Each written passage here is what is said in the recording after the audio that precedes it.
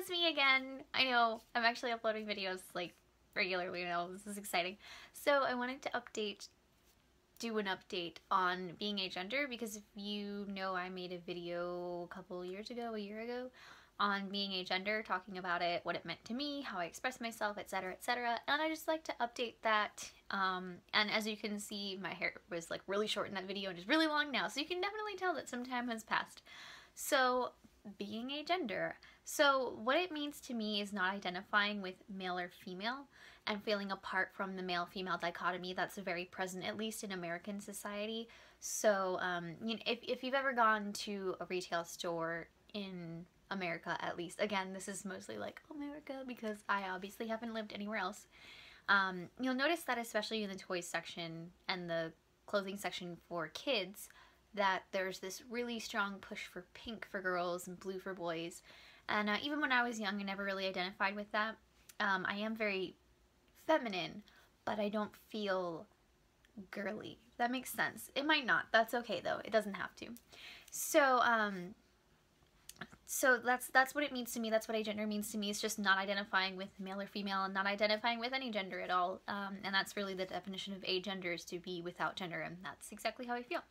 So the next thing is, and I'm sorry if you see me looking down, but I have a notebook as per usual because I forget everything. So the next thing is how I express it. I tend to be pretty feminine, actually. I like the, you know, traditionally feminine long hair, and I like, you know, feminine clothes like this cardigan that keeps me warm and makes religious people look at me really suspiciously.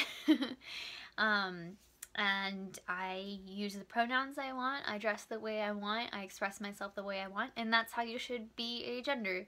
I just realized there's a mirror back here. It looks a little weird, I'm sorry. But being agender doesn't mean that you have to express yourself a certain way, or that you have to do the expected, like, the agender person who only wears monochrome colors and has short hair and looks androgynous. Like, no, you can be as traditionally feminine or masculine as you want. You can express yourself how you want. Doesn't matter. You're still agender.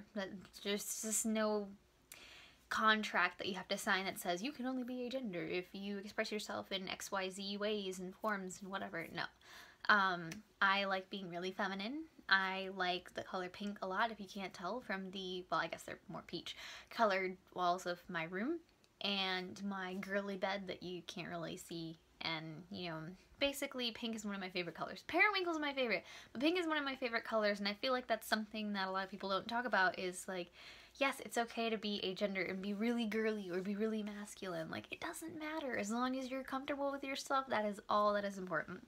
So the next thing is difficulties that I have being agender, and a lot of that is just, you know, there's more social awareness around people that are going from male to female or female to male.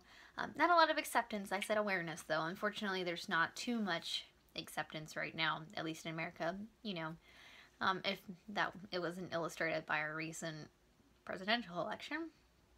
So, but some of my difficulties are being read constantly as a woman.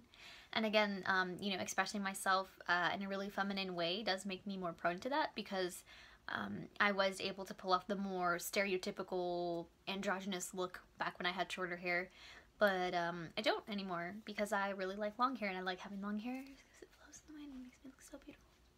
So, you know, a lot of people call me she, her, which, you know, it's not like I don't expect them to, because most people aren't going to be like, oh, I shouldn't assume someone's gender, I'm going to use neutral pronouns. Most people don't do that, and I expect that. It still kind of sucks. But I don't really share my pronouns with people that I'm not comfortable with, so most of my family don't know my pronouns. Only some of my friends know my pronouns. Most of my friends now know my pronouns. It's more like who to tell, who not to tell, especially when I was working in a bigger place. And, you know, I had friends there, but I was like, I don't really want to tell them my pronouns, not because I don't trust them, but because I think that maybe they might slip up accidentally and tell someone, like, they did this, da-da-da-da, and they'd be like, they, you mean she, because that has happened before when I've had some slip-ups in the past. And, well, not I have had some slip-ups in the past, but people around me have had slip-ups in the past. I'm sorry if I'm slurring, I just ate like 30 cream puffs. People around me in the past have had slip-ups regarding my pronouns, and, you know, I only want them to use they, them pronouns when there's people around that aren't, you know, terrible and will be like, oh, you mean she, and that's pretty rare. So, you know, sometimes they would slip up, and then they would correct the friend who had gotten my pronouns wrong, and that kind of sucks sometimes because you're like, no, they were right. It's just I can't tell you because you're an ass, and so that kind of sucks. Is just being read instantly as female, and unfortunately for me, being read as female really sucks because I'm sorry, I'm sniffing. I don't know. It was the cream puffs. I'm not sure. But for me, being read as female also leads to other uncomfortable things. Like, I just attract weird comments from people. Like, once when I was, well, you know, aside from, like, catcalls, which is already, that's creepy. I have been catcalled a lot, unfortunately. Sorry. I'm so upset. No, actually, I just, I'm choking on my own spit. Thank you. I know. I'm graceful.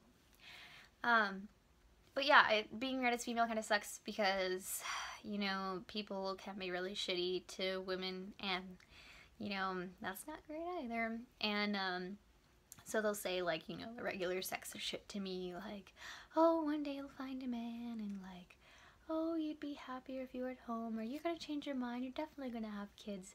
So, you know, those aren't really things that I enjoy hearing, and, I don't like the expectation. I feel like some people place an expectation on me to act more feminine than I already do, even though the amount of feminine that I express myself as is perfect for me, which is just kind of a lowish level of feminine, I guess. Like, I'm at least talking about the way that I dress. Like, my room, if you could see my room, there's like unicorns and ponies and pink stuffed animals everywhere. So, you know, they'd walk into my room and be like, okay, you've got it down. You are the proper amount of feminine that a young woman should be, because, you know, I'm a young woman and whatever. But with the way that I dress, I don't usually dress very feminine. Most of the time, I'm just wearing something like this. I'm actually not even usually wearing something this, I'm sorry, I noticed my strap is weird. But, like, I'm wearing a tank top now, and then I'm wearing a cardigan over it, and then I'll wear jeans or something. And usually, I don't even wear a cardigan. I usually wear a hoodie. That's as feminine as I get, you know, with the long hair and the glasses, like, just like this. No makeup, because I'm really lazy and I don't like putting on makeup a lot. So, just like this, pretty much, is how I dress a lot of the time. Not normally when I go to work, just because there's a different dress code there, but, you know, some people are like, oh, why don't you wear a skirt? Why don't you wear heels? Like, da-da-da-da-da. No, I love boots. Boots are the best thing ever invented. Boots are all I've worn for the past 2 years. Don't talk to me about heels when I have all the boots in the world. I have so many boots. I love boots so much. Oh my god, they're like the best thing ever. Get to wear giant fuzzy socks. It's great.